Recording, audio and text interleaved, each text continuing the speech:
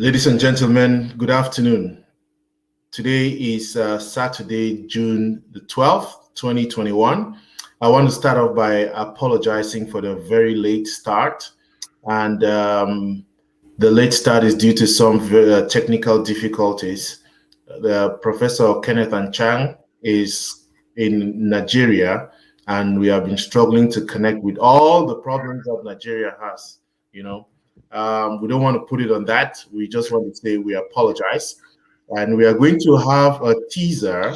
We are going to come back to this topic in a more engaging and more reflective manner in a couple of weeks when we decide we're going to put that out. I just want to apologize to all those who have been waiting, those who were looking forward to the event, that unfortunately we're not going to have the event as full as we wanted it to be because of the technical difficulties. So we are planning something else in I think a couple of weeks, but we'll announce that once that is ready. Again, we just did not want to come and say we are sorry. We wanted at least to go on. Professor Anchang is connected by audio, so we're going to listen to him. And with us also on set is Dr. Victor Wenger. I'm going to ask each of them to introduce themselves. Let's start with you, Professor Anchang. And like I said, he's connected via audio. We don't have a video of him, so bear with that. The next time we come on, he will be full. Prof. Prof, we're listening. Okay, you can hear me. I think let me just start by doing that testing. Testing, you can hear me or? Yes, we can. Yeah, okay, thank you very much, Lambert, for first bringing up this idea of this show, and of course for inviting me. This is not the first time, by the way. I think maybe fourth or third time in the series, I think. Yeah, fourth. Yeah, okay, so thank you. So that means I've actually been a regular person on your show. Yeah. So thank you. So my name is Kenneth Yongabi Anchang. I say my name because that's a compound. It's a compound noun. Yeah. So I'm actually specialized in public health with specific strengths in tropical infectious diseases. Where I'm actually, that's where my professorship lies, as professor of public health, infectiology. I also double as a phytobiotechnologist, so that's that.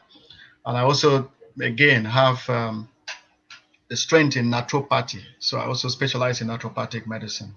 So I have a PhD in public health, a specialty in infectiology in the US. And I also did kind of a postdoc at University of Wisconsin-Madison, where I looked at toxoplasmosis, malaria mouse model at that university, School of Public Health. I also have a PhD in biomedical engineering at the University of Adelaide, South Australia, where I worked on designing engineered system to take away waterborne disease pathogens in water. So, and also it's a doctor of naturopathy. So I'm a professor at Imo State University, Faculty of Health Sciences, College of Medicine, and also an adjunct professor of medical biotechnology at Ebonyi State University, also in Nigeria, and a visiting professor at the Swinburne University in Melbourne at the Center for Global Health and Equity. So I think that's in a nutshell my background. And of course, I run a company here called STK Biotech, where we have 6 licensed products. And there are other with 2 patents. So we have 2 patents also in that area. So I think in a nutshell, that's my background for now. Yeah, thank you very much again. And it's good to see Victor Wenger. So I think you forgot 2 very important other things that you are supposed to be in some advisory capacity within the African Union Scientific Commission. And also you just won a prize, an international award. You know, the problem with us very often, I just had a program on Wednesday where I was talking about Africans and PhDs.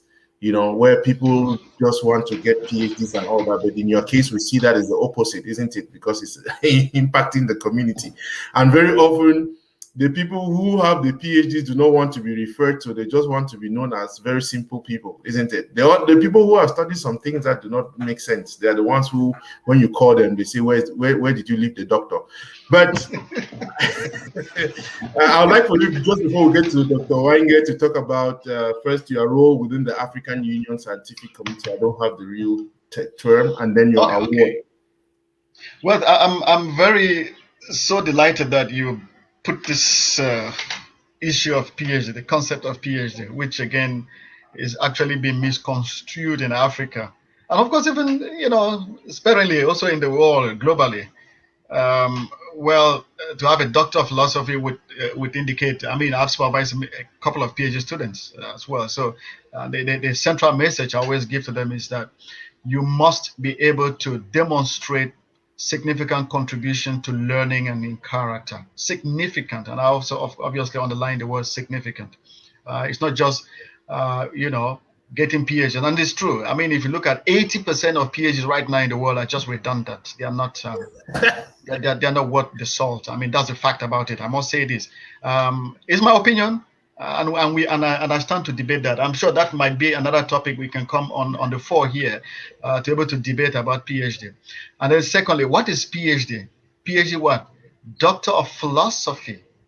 You see? It doesn't say, if I have a PhD, it doesn't tell me, of course, it doesn't, everyone would be a philosopher, doctor of philosophy. That's what it means. Now, what is a significant contribution? A lot of PhDs these days are just crap. So let's not talk about that, by the way. But along the line, while we navigate our discussion, some of these aspects will come in. Now, during my PhD and during PhDs, we made significant contribution. The first PhD that I did in public health, guess what? I actually demonstrated that Africans have their own public health system. That's the key.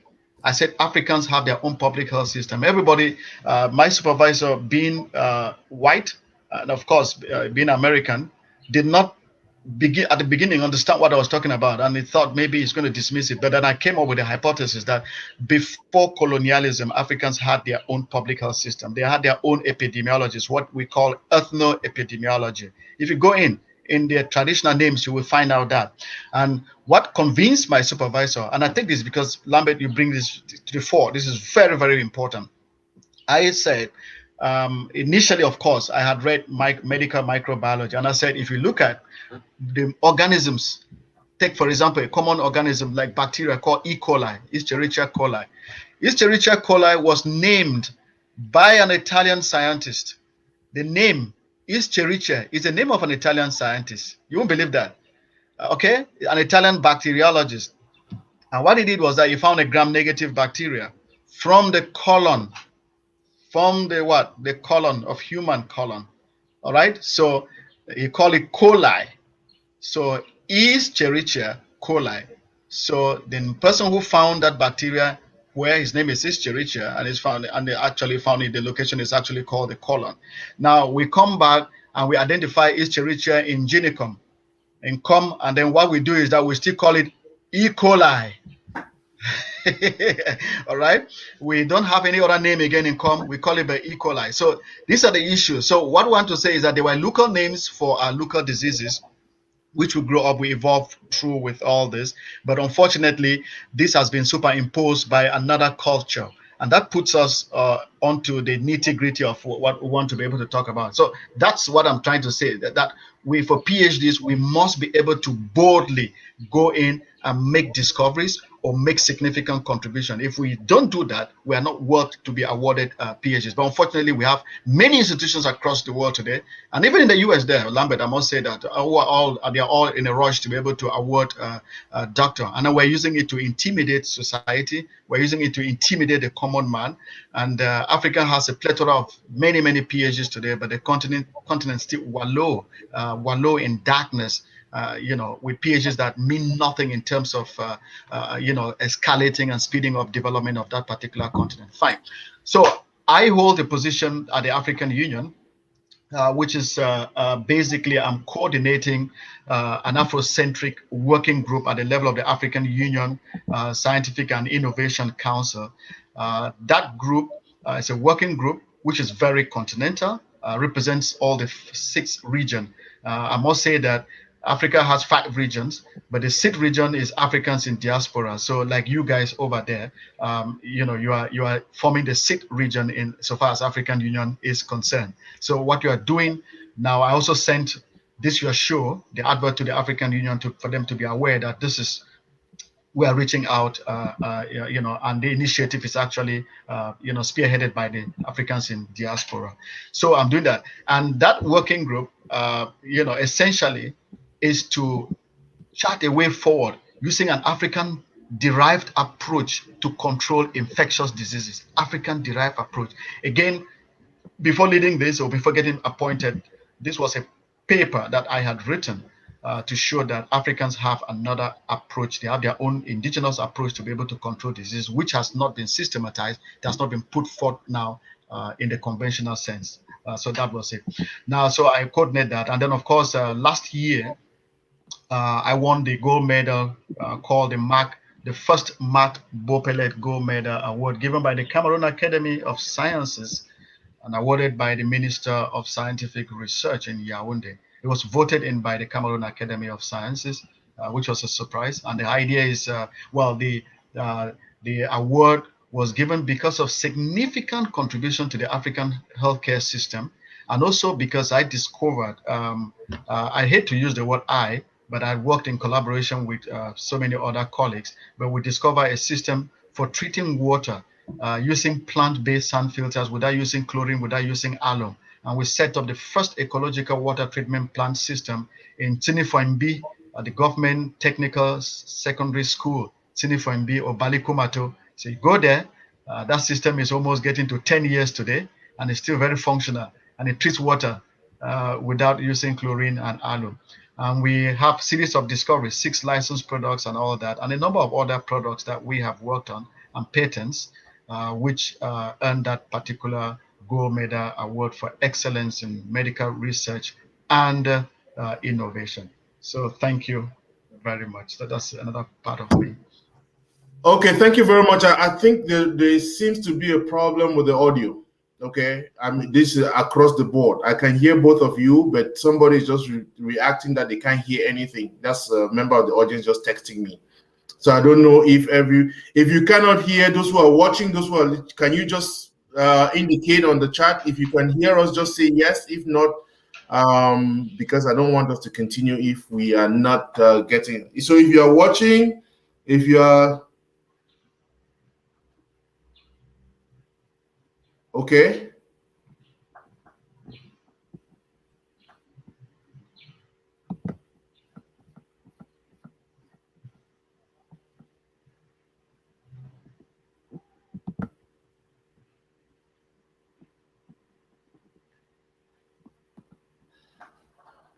Okay, while I'm waiting to get if there are any other people, please, I see a couple of people on, just tell me whether you can hear me or not. If you cannot hear me, okay, while we're waiting for that, Professor Wenger, can you grant us the honor and privilege of getting to know your background?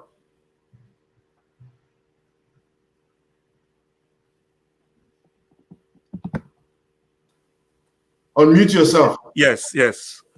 Thank you for bringing me in. And good afternoon, all our viewers today. And Professor Anchang, nice to catch up with you on this show. This is my first time on the Lamboms Show, so I'm happy to be here, especially on a topic like this, which has to do with harnessing and scaling up, our African medicine. And that is something that is worth discussing and worth pursuing. I'm not of the medical field. I'm a PhD in chemistry. So my contribution to this topic is going to be from the chemistry perspective rather than the physiological, side of things or physiology side of things and action treatments and stuff like that. So I have a PhD in chemistry. I'm a professor at Indiana University Southeast. I've been here at Indiana University Southeast for 12 years now, here at IUS. And my chemistry is generally physical chemistry. That's actually my area, which most people would think is far off from medicine, because when most people think medicine, they'll think organic chemistry, biochemistry and things like that. So, but I have always loved medicine. In fact, I wanted to be a medical doctor at some point, right? So I found a way to blend my physical chemistry with my love for medicine to focus in on biophysical chemistry, which is the study of the physical properties and interactions of biomolecules and biomolecular systems. So that's what I do.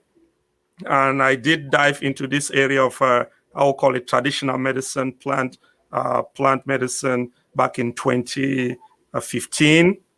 And it's from that point that this topic excites me. So my hope is that during today's discussion, we are going to share some things and maybe set a groundwork upon which we can pick up and move forward. So I just put on there, that's an article that was written the Indiana State University, where Professor Wange is. The title says, Chemist Victor Wange unlocks secrets of traditional medicine in his native Cameroon. I'll put the link so that you can go in and read the article. I'm sure that's going to be exciting to Professor Anchang. So let's set the stage. Professor Anchang, again, this is for you. What is it you seek to? What is this topic that you chose? Okay, what is it? What is the problem you are seeking to solve? Yeah, thank you. The problem is very obvious to everyone, even to Africans, and of course even to you, Lambert. So it's very obvious that we have a huge repository of traditional knowledge across Africa, and we have a huge repository of traditional practice across Africa. Permit me to use Africa, because I don't want to just narrow to or Cameroon. It's all across Africa. 90%, if I'm not just being conservative, 90% of people, even when being attended to Orthodox hospital, still in one way or the other employ traditional medicine in what they do. I mean, this is a fact, an uncontestable fact about that. We do know that Africa has more than 500,000 medicinal plants. Sofowaro did that catalog in 1984. That's a renowned African pharmacologist. If you look at the African pharmacopoeia, if you look at the West African pharmacopoeia, you realize that a lot of medicinal plants and knowledge has been cataloged. But the question is, with this huge volume of knowledge, traditional medical practice, unfortunately, we have not been able to have it well streamlined in our healthcare system so that we all benefit. I'm saying that because if you look at in comparison with Chinese traditional medicine, which is all well renowned across the world, and is even prescribed seamlessly across hospitals in the world, and they already do have organized hospitals in their countries, and which is being attractive to medical tourism across the globe right now.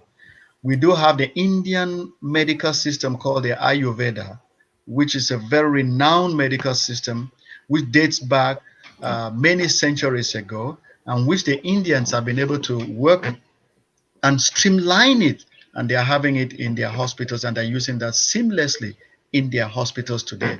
And India, in the last 5-10 years, India has been a center of attraction for medical tourism and medical healthcare, and so much so that even people from US and Europe, they travel to India when they have chronic diseases that are almost incurable using the Western medical system. Now, we do also have the South American system. If you go to Peru, and the Bolivia, in Brazil, you realize that they have the medical system. In fact, the native Bolivians and native Peruvians, the Machu Picchu, they are in the equators where you have the Amazon forest. They have their medical system, and I can speak very clearly to say that when I visited Peru in 2016 as a guest lecturer to give a keynote paper, when they were celebrating the 18th anniversary of combining traditional, alternative, and complementary medicine in their healthcare system. It was very unbelievable to my eyes to see how much they have been able to streamline their indigenous knowledge and medical system to a standard whereby it's well systematized and can be used. Now, when you look at all this and compare to what is obtainable in Africa, when you mention African traditional medicine, is sine qua non to primitive medicine. Okay, the first thing that comes to any person's mind is that this is primitive, this is voodoo, this is talismanism, witchcraft and all that. But that's not the case. So that already sets the problem. So the problem of African traditional medicine is the Africans themselves, not even the West. Because when you mention even traditional medicine to Western universities, to Western societies, they get attracted. They think that there's something in African traditional medicine that they need to be able to explore. But at the same time, they have the conception, which is not erroneous, that it is still primitive, still rudimentary. And that's actually the problem that we have. And the fact is that when you look at literature, the published literature and all monographs that has been x-rayed about traditional medicine in Africa, you realize that 90% of this literature is rather describing the problem and not preferring solutions as to how we can move forward to write a narrative that we can use that. So that's Lambert Bomb. That's the problem that we really have with traditional medicine. For too long, we are saying the same thing. Thank you.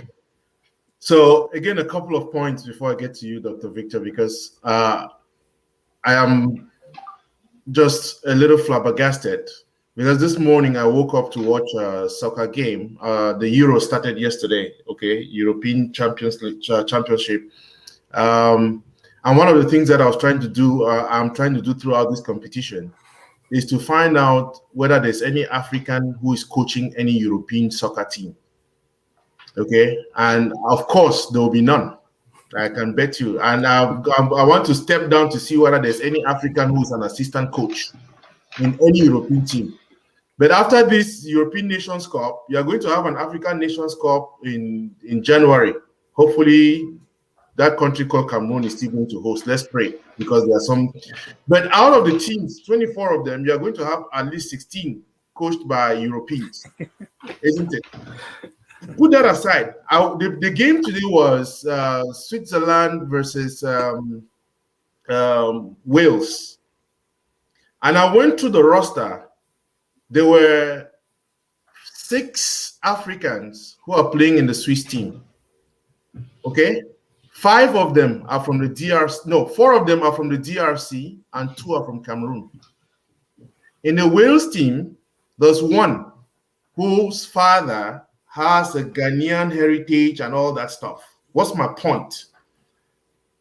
Just to confirm what you said, Professor Anchang, we Africans are the problem, isn't it? Our own, we don't know how to sell ours. And you put it so well, medical knowledge, medical practice, a lot of it, we are so rich. Yet, where is the issue? Streamlining this knowledge, these practices for the benefit of our people. Dr. Wenge, what is the issue? You are in academia. What is the issue? Exactly the same. I mean, I'm not going to go back and and list over again the different medicines that we know. I'm just going to call them medicines in terms of their various concentrations: Chinese, Indian, South American, that Professor Anchang has already mentioned. But this is the thing that caught me.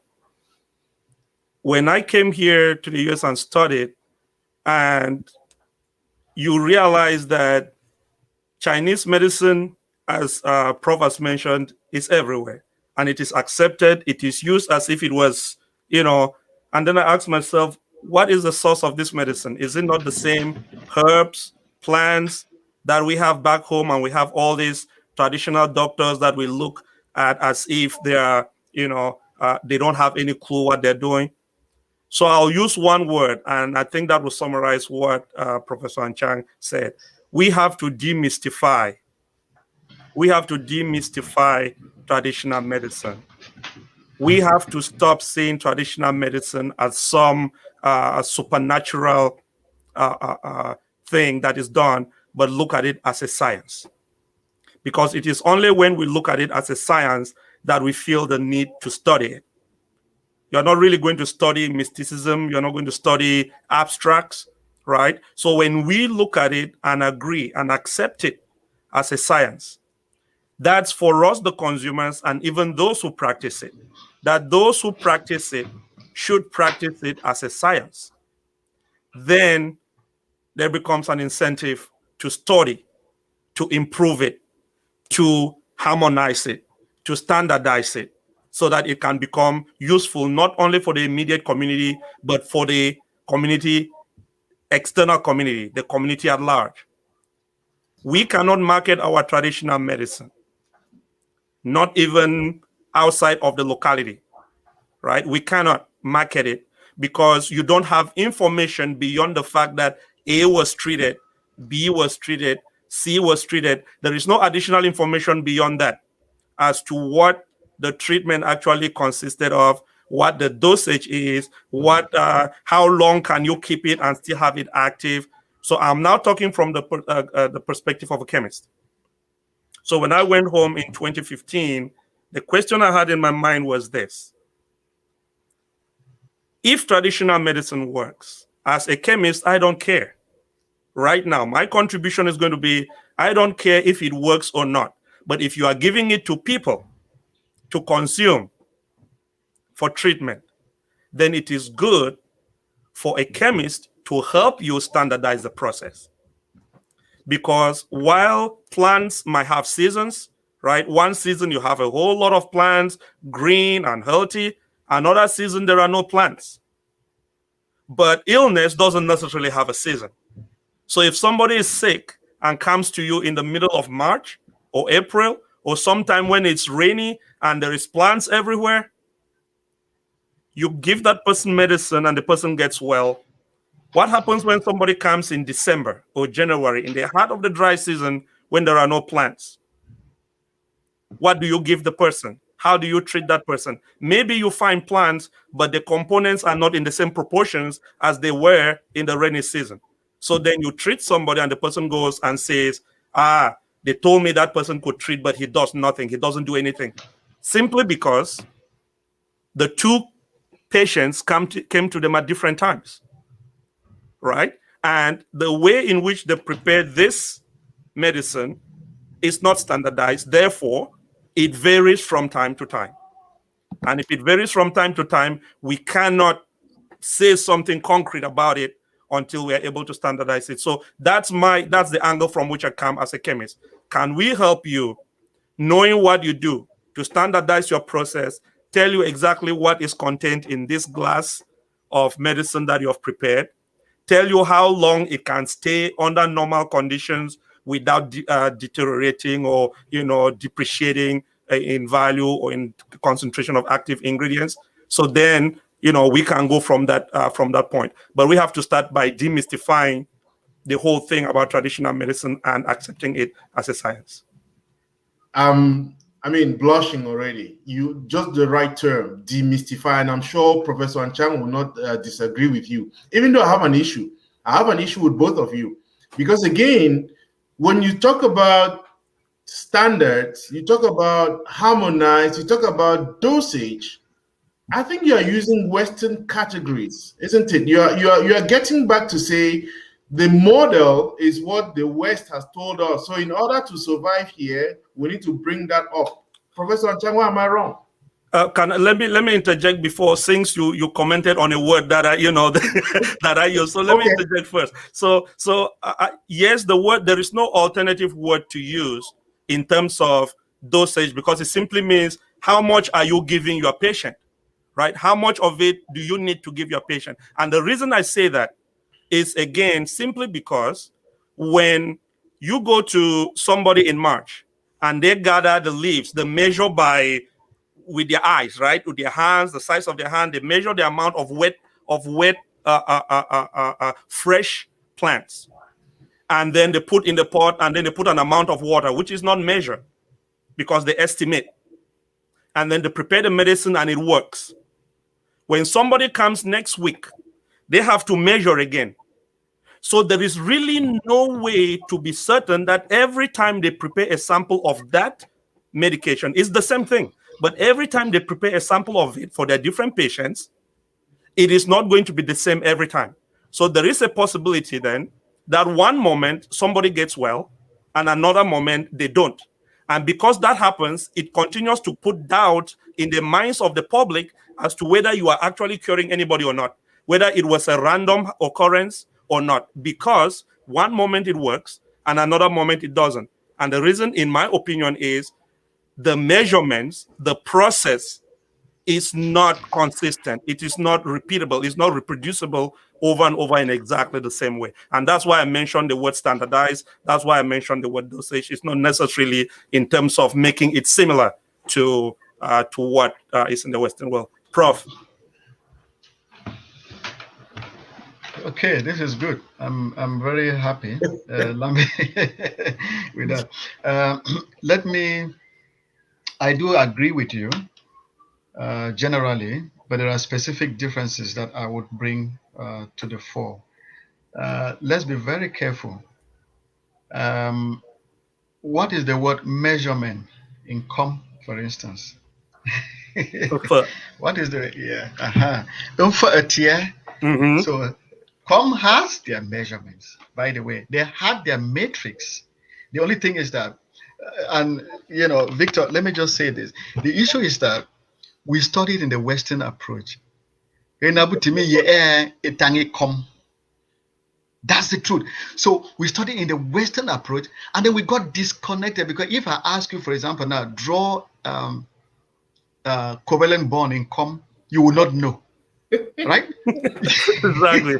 Yeah, you would not know. Yeah, that's a fact. So the reason is that you only know it in the Western language, the language of the imperialist. That's what you know. All right? Chemistry. You did chemistry in the language of the imperialist. I did public health, and of course, public health medicine in the language of the imperialist. Right. Now we got disconnected from history. For us to be able to answer this question, Lambert, we have to go back again and study. The people in Kom, the people in the rural areas who are practicing traditional medicine, they have their measurement, their metric system is there. And they never knew any words like dosage in the Western language. But then they tell you, 10 leaves. Haven't you come across some of them? Will tell you, we are taking this leaf, only 4, only 5. Only 6. They give specific, and they tell you if you exceed this or less, it's not going to work. So they have that knowledge. I will not disagree with that. They have that knowledge. They have the knowledge of measurement. They tell you 2 cups, 1 cup. Yes, they have a sense of measurement, and they do their measurement in their own, in the way the ancestors and how they got that innate knowledge, because they never went to school to be practicing traditional medicine. It's innate. It's generational. It's handed down to them by the ancestors. The ancestors are very wise. They were very, very wise. That's our dungeon, and that's our history. That's our culture. So yes, there is a sense of measurement that they have. Traditionally, as it may look, yes, they have. That's what I want to say. But now, for globalization, that we are bringing it to the global fore, and to help streamline it in such a way that that should take care of the variance that Dr. Victor is talking about, that it doesn't vary. That's when we need to use the word dosage in English. It doesn't mean that dosage traditionally doesn't exist. Right. But but then what is the active ingredients? Like Dr. Wenger has actually said, what is the nature of the active ingredient? Does it depreciate? those are the knowledge that we needed to come in to support our traditional doctors to give that particular knowledge, because they don't know that particular knowledge. They don't have the in-depth of that knowledge. But they will tell you generally, most of the time, that after a certain time, where you notice that the medicine is behaving this way or abnormal odor, go and warm it. That is giving you their local sense of preservation. Their local sense of preservation. That's that. But the scientific model of that preservation is what we are coming on board now with, and that is what has been lacking over time and space. That is the point about that. And then for us to globalize it, to bring it into the international scene, we need the science, the chemistry, like Dr. Wenger is talking about. We need that chemistry. We need to. Can you hear me? It doesn't seem like. Yes. Okay, good. We need that chemistry. So yes, and when we need also, sometimes if we look back at what they are practicing, sometimes even the sense of dosing that they have may not be very accurate, but it is there. So science has to come into complement to generate that precision accuracy, because we're talking now about what? Precision. Science is about precision. And then also reproducibility. Can we produce this medicine elsewhere in Europe?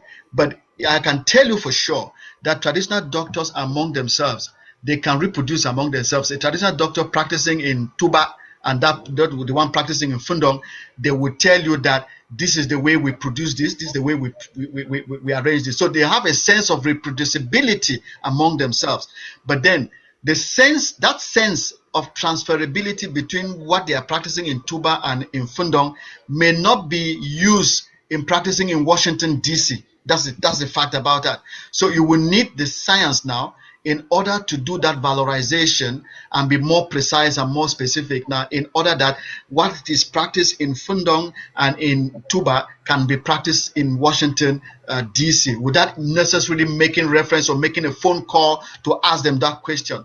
That is where the science comes in. And that's what Victor was trying to talk about. I just wanted to be able to explore that more precisely. Absolutely. But we have our traditional dosage. But for us to use that dosage in the US and have somebody who will blindly use that in Australia, we need the science of that dosage formulation very critically. And that has been missing almost forever. Right. So if you are just joining us, welcome on the Lamboms Show. I am on set with Professor Kenneth Anchang, calling all the way from Nigeria, and Professor Victor Wainge in Indiana State University. So we are talking about harnessing African traditional medicine. How can we do that? Before we get into that, I just want to say something, because all we said here, exciting, but we left out some very important point that I really want to highlight.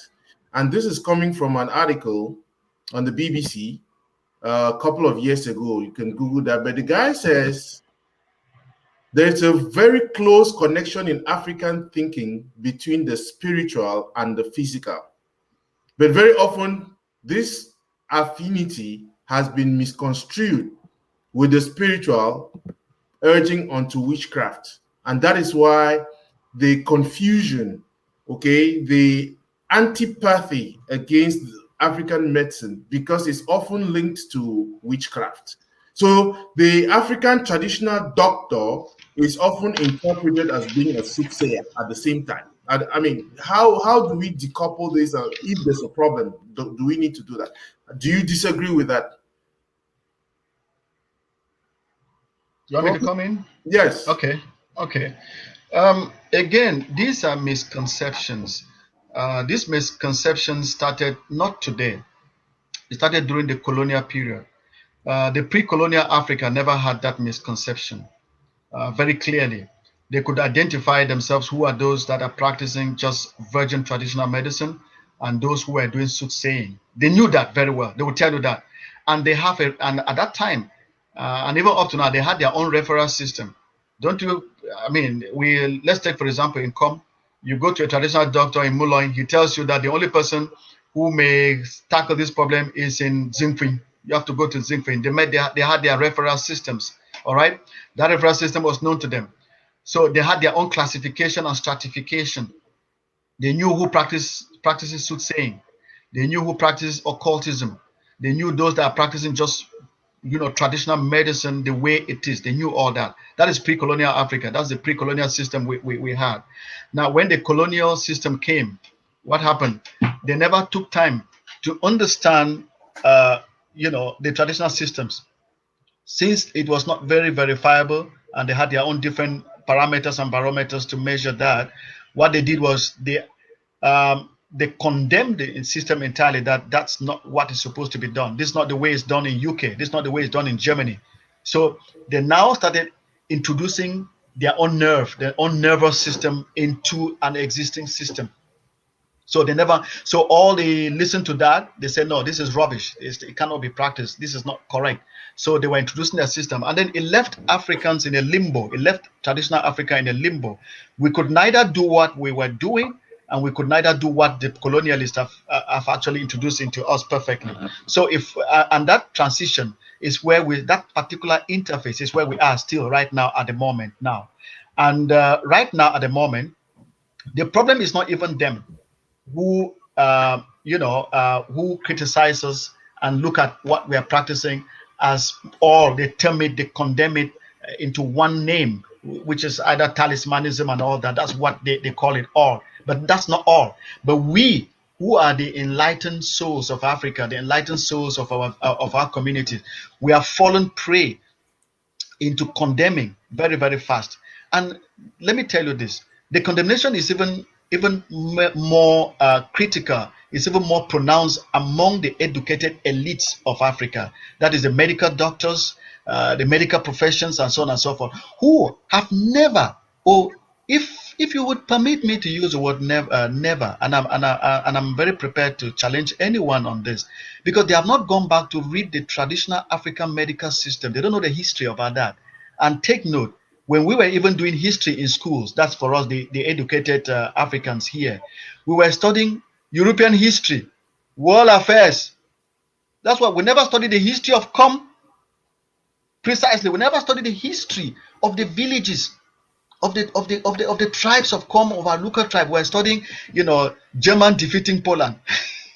that's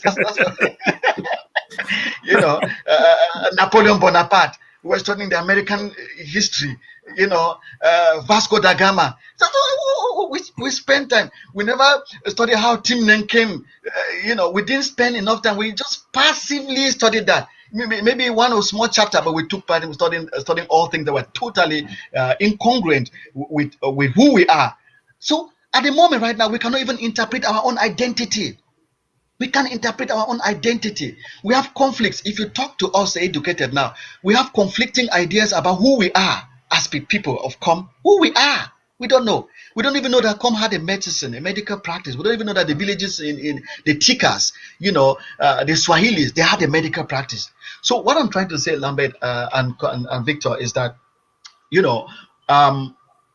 it is so erroneous. Even in medical practice today, we have the occultic medical practice. Even in orthodox medical, we also have occultism in medical practice. But no one is talking so pronouncedly about that. But we're all talking more about when they talk about traditional medicine. So when Victor used the word demystification, how do we walk the talk, walk our people out of this I would call it, they are so emasculated into the wrong philosophy. But we forget to know that even in the West, we have psychologists, astronomists, who are doing exactly the same thing like the traditional astronomists that we have in our villages. They're doing the same thing. And we are calling this the world order. It's a standardized form. So that's again where we find ourselves. So the practice of traditional medicine has its classification. And even when you meet the traditional doctors, from what I did the study, what you find is that they tell you those that are unethical in their practice. They tell you those that are occultic in their practice. They tell you those that are dangerous, that are not following the traditional norms of that practice. They also know those that are not ethical. Just like in the medical profession, we know the doctors who are causing abortion. We know the doctors who are not using the ethical approach to be able to do their practice. So all these things are known.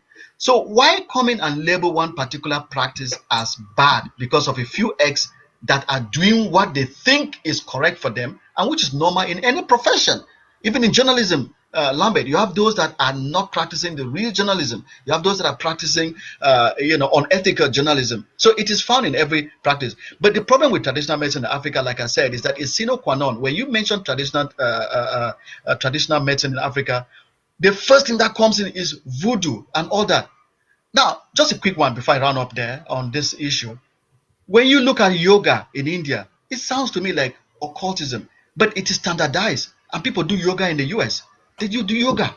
They do yoga all across everywhere, which is an Indian derivative of medical practice of the Ayurveda. And they are practicing it everywhere. And it's almost, they've been studied in the university. They have curriculums they've developed in their universities, and they're studying it across the board. So this is the problem. The problem now that we have is the educated Africans, educated elites, the medical doctors in Africa, who along the line have not taken time to study the African medicine. And by and large, WHO recognizes traditional medicine as one part of the medicine. Absolutely. It recognizes allopathic medicine, that is the orthodox medicine, as a branch of medicine. It also recognizes what? Complementary and alternative medicine. These are the three branches of medicine that is being recognized by WHO right now. So it's standard. But when it comes to African traditional medicine, it is so haphazard, undergoing Brownian motion. All the time. It's like all the time. It's not been, we have not system. And that's exactly what we are talking about. So there's so much talk about. And then also we come and study traditional medicine in silo. We are not collaborating. We are not speaking in unison. If African traditional scientists were speaking in unison, then African traditional medicine would have been on the next level right now at the moment. We're speaking in tongues. We're speaking at different times. We're speaking, doing works in fragmentation, and we are not actually aligning ourselves to be able to do this systematization. The systematization will also start from a philosophical perspective. It has to be mental decolonization. We have to decolonize ourselves mentally, and that's where the problem is. Thank you. And Prof, I just wanted to pick up from the word that you use, voodoo. That's not a common word. That's not an African word, right? So the very fact that that word exists means that this practice of voodoo is not an African thing. It's not a common thing. So it exists everywhere. And the real point that you mentioned was that irrespective of the profession, there are going to be people in a profession that went in there for the wrong reason. Absolutely. There are going to be people in a profession that went in there for the right reason, but, have found other reasons to stay in there other than the actual reason they went in there. And that is true for traditional medicine as well. You did say at the very beginning that if you go in to look at traditional medicine, the issue was the indoctrination. It was grouped, what we actually refer to as traditional medicine was grouped together with all these other things, voodoos, which exist everywhere, and bundled as one. And we were indoctrinated to look at it as something evil, right? Because if you go to Kom and you are talking about, you are looking for a soothsayer, what we'll call in Kom Wolofenya is completely different from Wolaf if you are looking for a doctor. Absolutely. Right? So if you again, are ill and you are looking for a doctor, you will be looking for a Wolaf. You will not be looking for a Wolofenya. So again, they know the difference. Yes. And there is a clear difference. That is exactly the semantics. So if we had studied the generics and the etiology, the historical alignment of traditional medicine, then you will know. You go into even orthodox medicine, you hear of psychiatrists, right? You hear of internists. So that same classification also exists. Now, so I'm aligning with you very clearly, and these issues need to be expunged. People need to be aware of this very different taxonomy. We need some kind of reverse indoctrination, and I think that a show like this that Lambert is putting on, I think contributes a little bit, or somewhat to a great extent to that reverse indoctrination, because we have been indoctrinated for so long in the other direction. We need to kind of like will gradually pull it back. But given how entrenched it's been into us for this long, it takes a lot of effort to dial it back. And I Well, think we really need to engage. Let me help you. seriously. Let me help you, Victor. Let me help Yeah, you, Victor yes, and Lamed. Yes. Bro, give me 1 second. Let me again. We can talk about this for the next 20 years. There's something that, because the subtitle of our thing says lessons from Kom, and I want to let's be practical about this in a certain sense. Okay, I love the terms you have brought forward. Demystify, okay, demystify, and then you have talked about reverse indoctrination. I like us to do something here. Let's take COVID.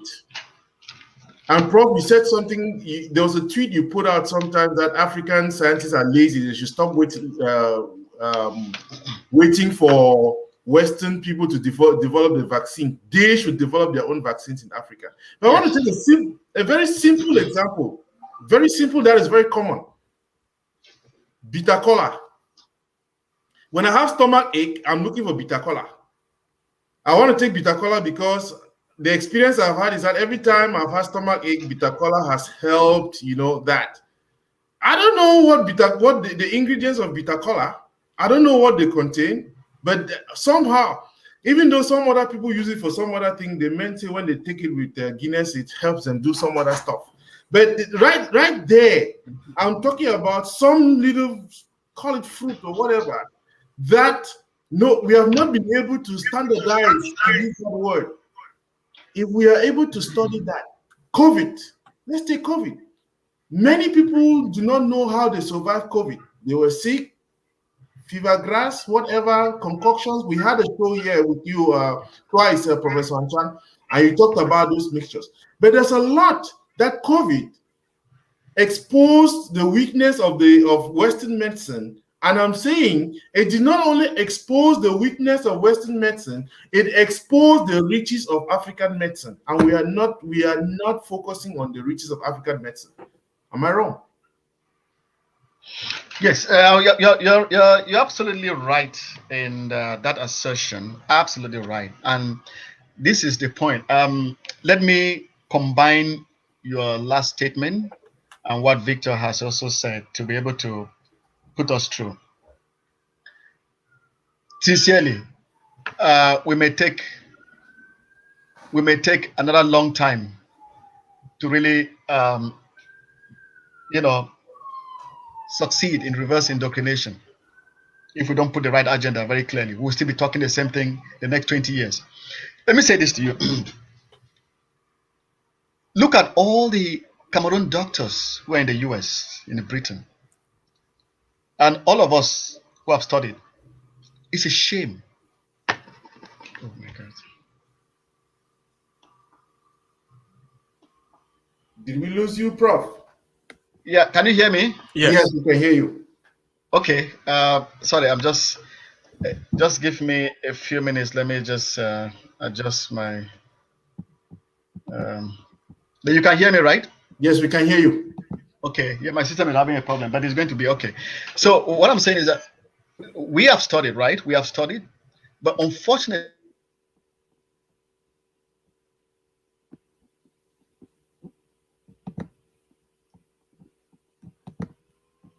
I am sure we are back to some technical problems with Prof.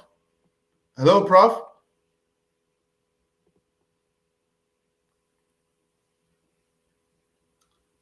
Okay, while you are struggling to get your system fixed, Professor Wange, share with us, because I haven't had the opportunity to read the article that was written in 2016 by your university when you came back.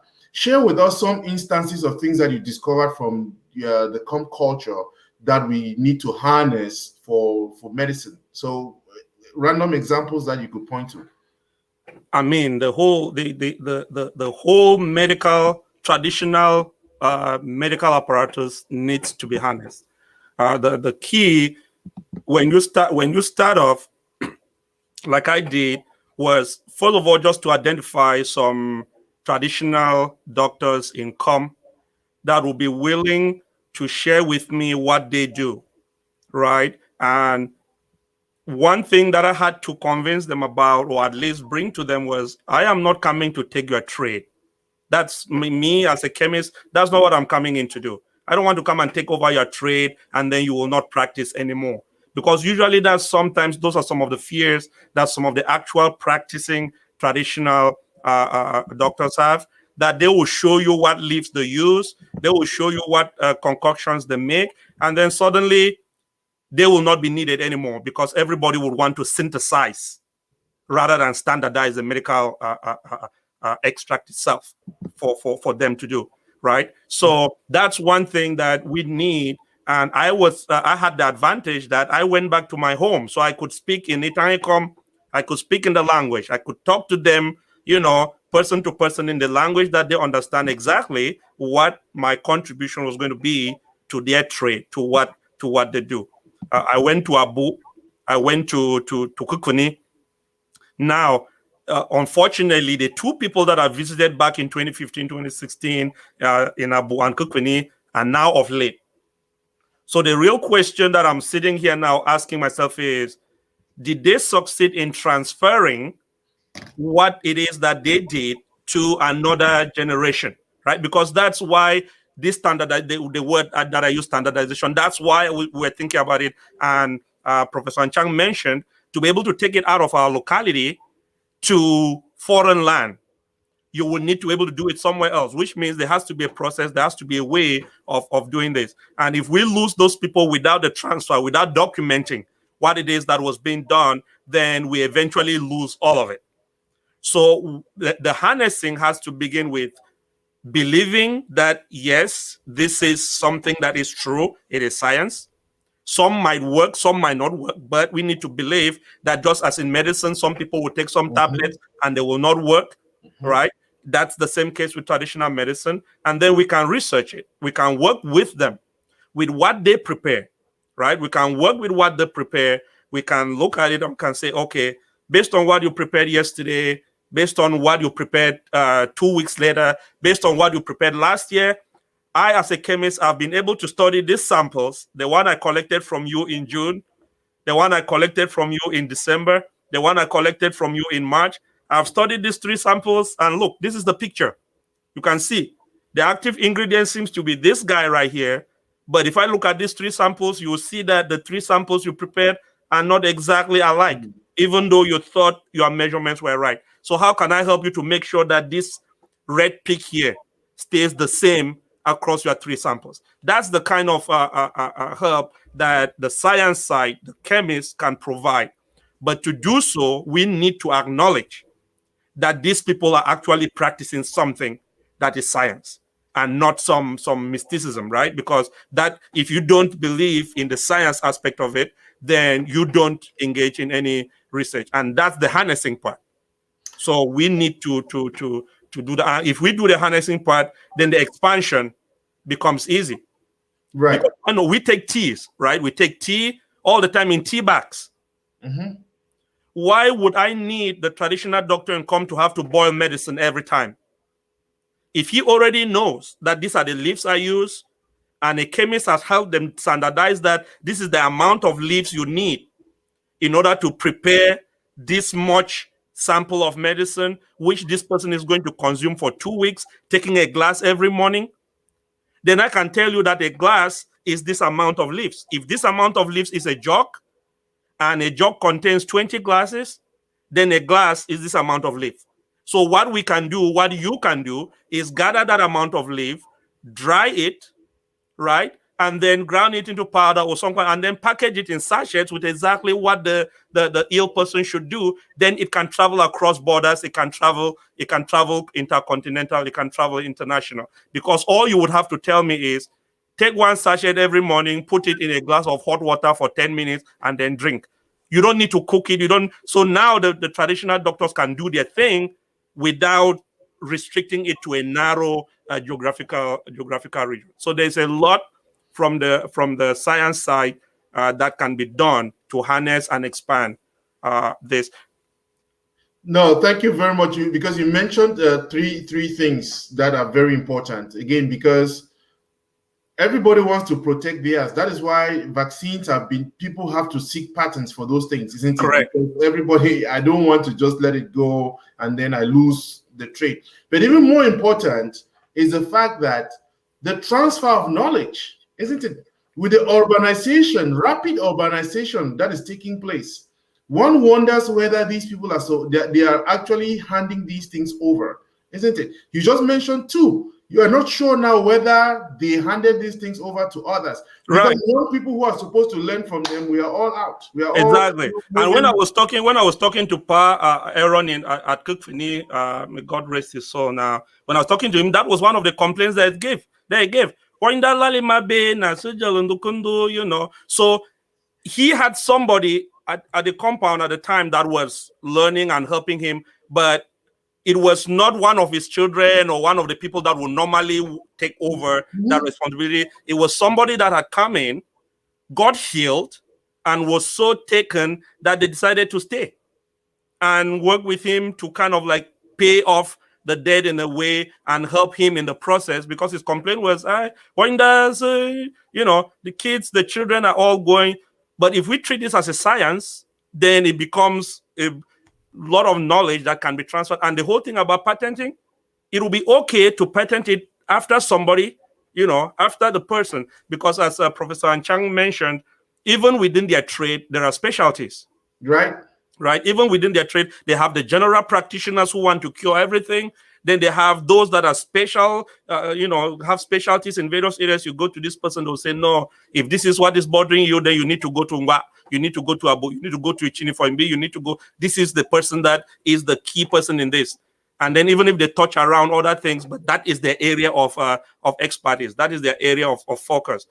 If the science world can agree, I mean the science world, that's our science world, our African scientists, our Cameroonian scientists, our Kom scientists. If we can agree that this thing, yes, there's the mystic part, which is the Fanya people, but then there is the traditional medicine part, which is a real science that can be studied and expanded and used not only for our benefit, but for the benefit of the entire world, then we can definitely do something about it.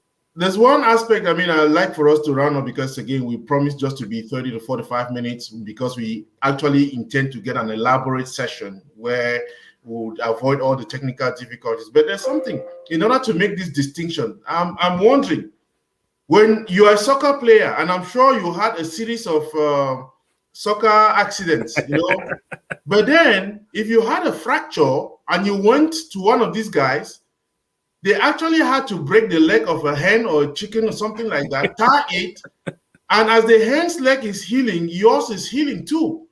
What is the relationship between that and, is that the mysticism we're talking about here, or how do you account for that? Now that will be something that I cannot comment on because I have not personally experienced that particular case. But yes, I've had a soccer accident, fracture, and the one thing that I think, and again, I'm not a medical doctor, so I might not, disclaimer there, I might be wrong in some cases. Something like bone, right? Something like bone grows. Right, something like bone. That's why if you get an accident in the soccer field and it's actually a tibia bone breaking, they know that it's going to heal, because just by itself, naturally, bone will grow because of the calcium deposits and all of it. It will recalcify and all of that, right? It's then the flesh. If there's flesh wound in there as a result, then things heal, and you have your wolvers in Kom and all these other herbs that can be used alongside those. So it can heal. It's about how long it takes. Ankle is more, a joint is more dangerous because it's always moving. So it's more, it can last longer. It might never really heal completely, because every time you put it wrong, you re-injure it, or bring recurrence. So I don't know for sure how those cases work, but I do believe this is my personal opinion now, that initially, in order to give you the idea that I am the only one really qualified to do this job, the traditional doctors, some of them, had to make you know that this is not something easy. Right? They have to make, and that is true for some professions. There are some teachers that will give an exam that is so tough just because they want the students not to feel that this is just something easy they can just do. There are some, so in the traditional medicine world, I do believe that there are some traditional doctors too that decide to add certain incantations, which without will still work. The medicine will still work without those incantations. But in order to make it, more powerful and more solemn and let you know that this is not just something that comes easy, they have to add some, and add all those little things to it. And that might be part of the demystification that we need, that we have both the patients, us, the population, need to accept that this is science, but to also coach, some of the traditional doctors to say, hey, do you really need to say all those things before this works, or could it work without it? Because if you need to say all those things before it works, then it becomes difficult for us to carry our medicine beyond the oceans, because you cannot travel with that person everywhere. But if it is that you don't need all those incantations really, but they are just part of his routine, just like a basketball player getting into the field, say some things, and throws LeBron James will throw chalk into the air. That's his own routine. It doesn't mean that if he doesn't do that, he's not going to score 30 points. Right, but it's his routine, and I think that for traditional medicine, they too have their own routines, and sometimes those routines are not necessarily what makes the medicine work, but it is part of their practice. That's the way they have developed it, and that works for them, and just puts them in their comfort zone, I guess, to practice. So it might be that for those that break the leg of a chicken, it's their own routine that they do that, and then they're doing other things that are actually working. So yeah. Again, I want to thank everybody who's been on. We have been on for 1 hour 6 minutes. We promised to be on for 30-45 minutes, and we can go on. I really want to apologize that technical difficulties really prevented us from getting the meat of the conversation today. I'm sure you already enjoyed it. This is just a teaser. Just imagine this. 1 hour is a teaser. Then when we really get to the thing itself, how would that be? So I want to share something here because I think it's important. Let me hope that my system works too, doesn't fail me.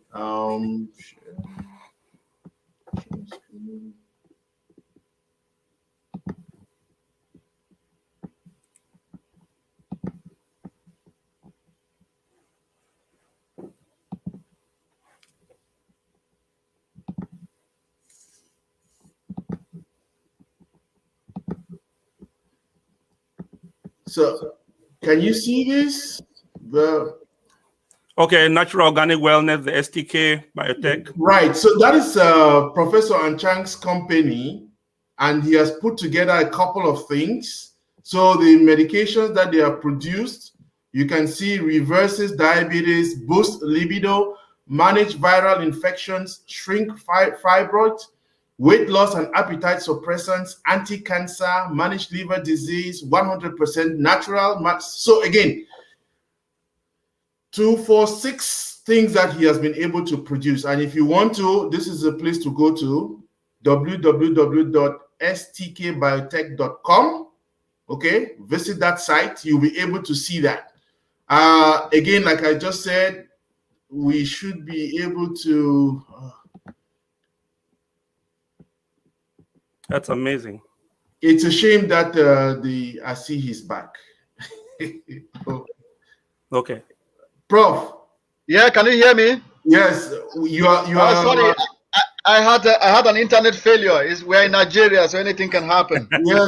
Yes, that's true, and I'm happy that you were able to come back. I've come back now, so I think everything is fine. So I don't know where you are now, but I can still make my comments. we're just rounding up, and I was introducing your thing, but you can. Okay. If you have a couple of things to say, we can let you just go ahead.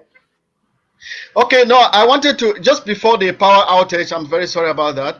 I wanted to say that although we're going to have this, more elaborately discussed in another forum when we have the opportunity, but that when you look at medicine, the Kom people had this practice of medicine in conformity with what medicine is today. If you look at Kom tradition, I just took a study about that. It will surprise you to know that the symbol that is being used in medicine today, the symbol of the snake, right, the serpent, if you look at Kom history, Com history is built on the serpent to lie com. Com history is built on the serpent to lie com. If you remember that. So I have taken a very elaborate study to discuss using standard questionnaire, structured and unstructured, focus group discussion with traditional doctors of Boyo, the medical doctors from Com, and health professionals from Com, the elites, as well as you can see me now. Finally, we are able to. Yeah. So I have taken this study, and we realized that the Com symbol of medicine, which WHO uses today, is the same like what WHO is using today. That particular symbol of using the serpent. So, and if you would agree with me, that symbol is actually representing caduceus. Caduceus is a symbol with a short staff that is intertwined by two serpents, and sometimes surmounted by wings, while the rod of Asclepius is one of the one with a single snake. The similarity of this shows that we are battling between health and life. That is what that signal is all about. And Com has that particular signal, which is that particular symbol, which is enshrined in the history of Com. And Com medical practice is enshrined in that particular history of that particular symbol, because Com is built on the fact that the serpent led us to where we are. And if you look at, again, like I said, I'm going to discuss this, in another meeting or a seminar where I can actually, espouse a lot about how that similarity of the Com medicine actually conforms to what we have today. And also the fact that the Com medical system is built on the matrilineal lineage, and it puts, into position the fact that gender plays a role in medicine. And the Com medicine is actually built on the woman. So I'm going to be able to explain a lot about this. And we actually have a whole expose that shows that strength of medicine, which is unique to Com. And I don't know if you are following me. Yes, we are. Yes. Yeah. And I also want to say that just a brief, that from our research work that we have done, it really goes beyond to demonstrate that 80% or 90% of Com medical doctors do not even know the history of medicine in Com. That's number one.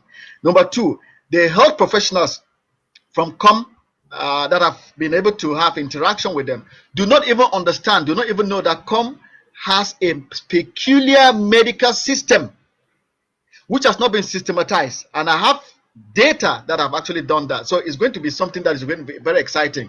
We cannot call ourselves that we're educated elites of Africa and of Com specifically when we can talk all the medical history of Europe and America, but we do not even know who we are.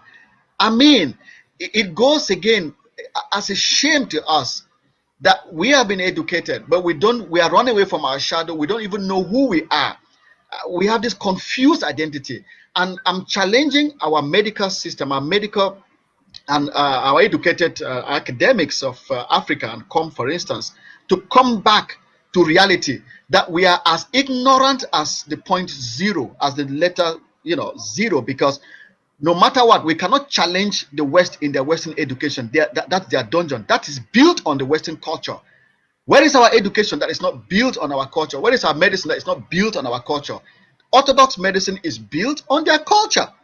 When you look at the injections, the syringes they were using in Com and in Africa were using the white needles that they were using for scarification. When you look at nano medicine today, you go back to Com and in Africa, they were using nano medicine. They were producing activated charcoal and activated carbon, reducing, compounds to nano-sized particles for what? For delivery in the system. We have not studied that. That's nanotechnology. So nanotechnology predates what we call nanotechnology today. And those things have been existing in Africa today that we know. So the question is, what we think we know, do we really know? Let me give an example. You see how when we talk about reverse indoctrination, it goes beyond that. When a Com man speaks in their phonetics and in their tongue, and a Banso man speaks, you call him primitive. But American speaks their rap, and we are happy. We call that right? We call that they're educated, right? If someone does say, if someone is saying, for instance, that the common would call Land Rover and said Line Rover, that is their phonetics, but we are laughing at them. But when an American come here, or an African goes to America, comes back, he's speaking American intonation in Africa, and we are all adoring them. We are all saying that this is the standard of education. Isn't that stupidity for Africa? And That's calling where water, calling water. And we are like, water, hey, and they're happy. And they're happy. Yeah, I went to the US. I studied in the US, but I came back to Africa and I said, no, I'm not going to. That's not me. But I don't begrudge a European or an American for their intonation, for their phonetics. That is their culture. But I have to pronounce my words as much as I'm doing that in English. But you have to also know that English that I'm calling is a foreign language to me. right. We studied we have Kom, for instance. So when you look at this, to be able to walk all of us out of this colonial imperialistic mentality, it's a long history. And when we speak, for some of us, we speak here in Africa.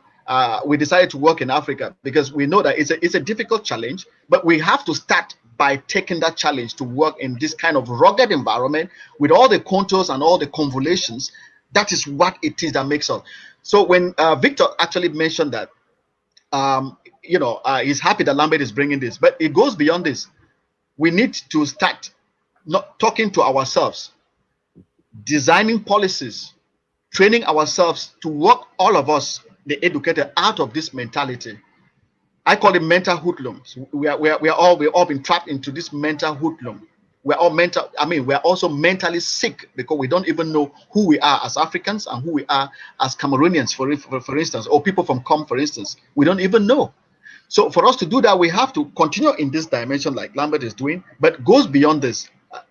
We need to be able to design workshops, training, and then we start having practical projects that goes beyond this to be able to walk the talk. And then we also need to not just writing peer review papers, because it's not about writing these peer review papers that make a difference. We have to come back and talk to us and do what we call, I had written something called evolutionary learning conceptual laboratory to work Africans out of this emasculation that they have found themselves in there. And who am I working? It's not the traditional Africa. It's not people from Kom that we have to work them out. It is you and me. We have to work ourselves out of this, Right. because we're in chains. Because Right. if you speak to the traditionalists in Kom, for example, in Zinquin, they know themselves. They know their identity. They're happy with identity. They like it. The problem is us. So there is a lot. And again, this is something we can talk. I've already designed projects on this. We are working as we're speaking like this. We are already on the field. We're doing things already in this particular dimension. And I would be able to explain that later. And like I said, it's very surprising for many of us to know that Kom has a medical system. I will talk more about this. There's a medical system in Kom, and I will talk about this later on.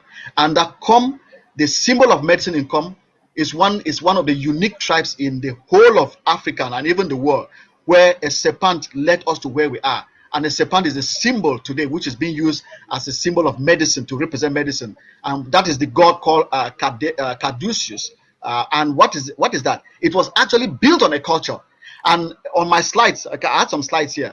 If you look at the slides, the original slides that represent the symbol of medicine in the world at the beginning, it was changed. It was changed because of what?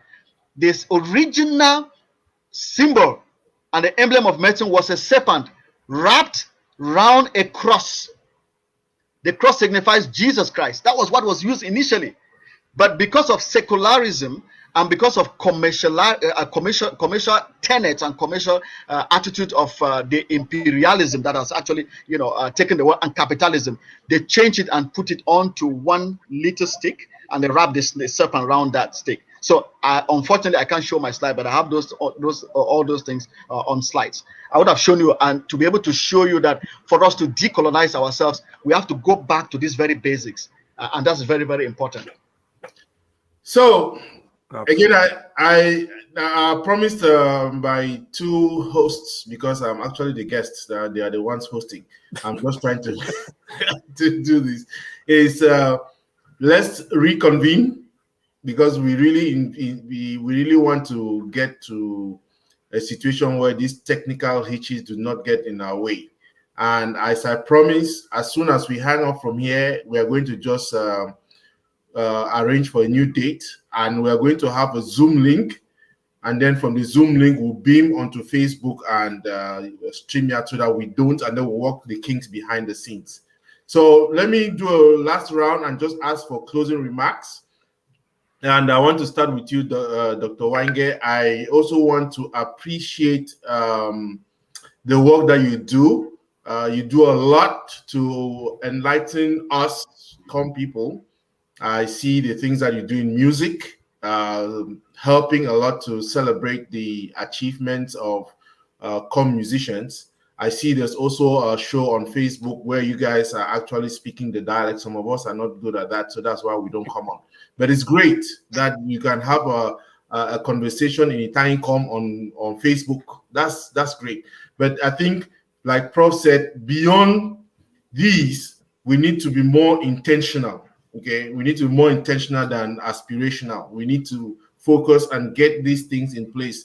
There's so much that we can learn, that we can improve, that we can get to know about our culture and improve on that. Any last words? And I want to say thank you, and I'm hoping that you're going to engineer this particular program through.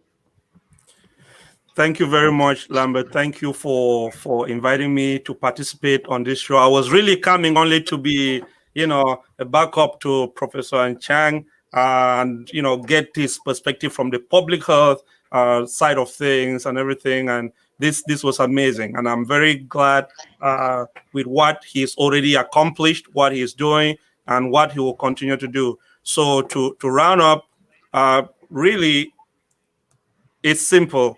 And it's a statement that Professor Anchang just made. We have to move from the talking zone, the idea zone, into the doing zone, right? And it cannot only be him. It cannot only be me. We have lots and lots of medical professionals and scientists, pharmacists, pharmaceutical chemists who are producing medicines and drugs for other companies, out here and out in the world. We have practitioners of all kinds.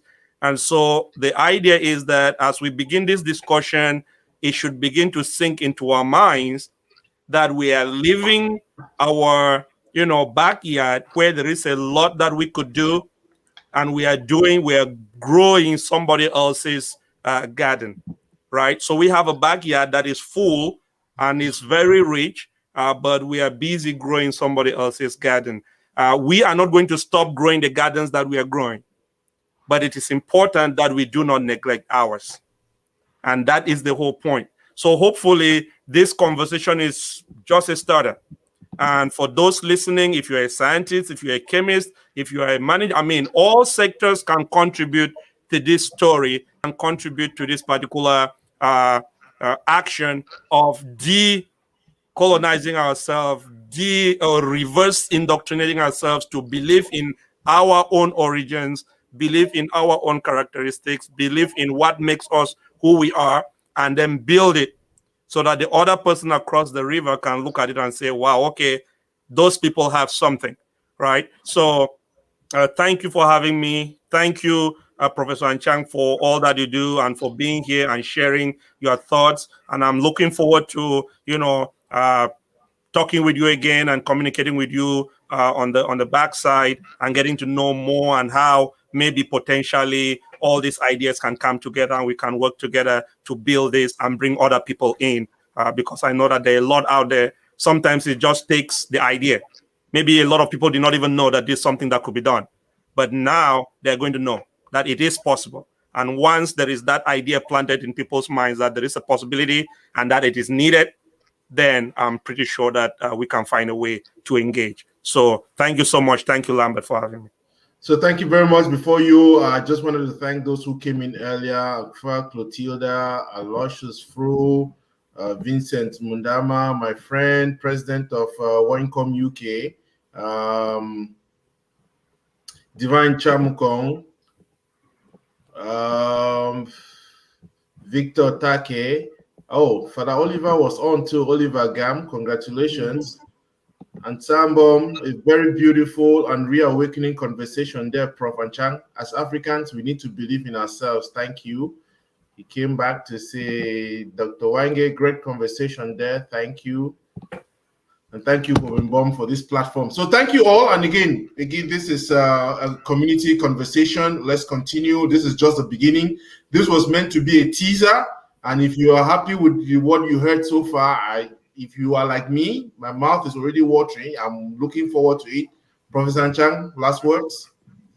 Well, mine is rather appreciation to everyone who attended here, and also to you, Lambert, for bringing us together and for steering these kinds of discussions.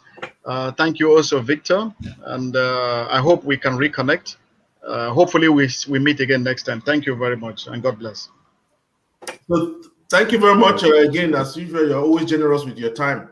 I would say that let's hang on for a second after we get off air so that we can take the next date and just set the ball rolling. Okay. In the absence of anything, I want to thank you, ladies and gentlemen, for being with us. 1 hour, 25 minutes. Thank you for your time. Thank you for watching, and we look forward to it.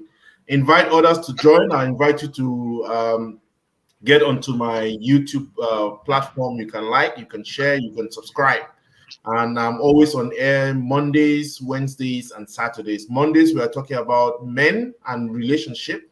Wednesdays, we are talking about African immigrants and their contribution to African development.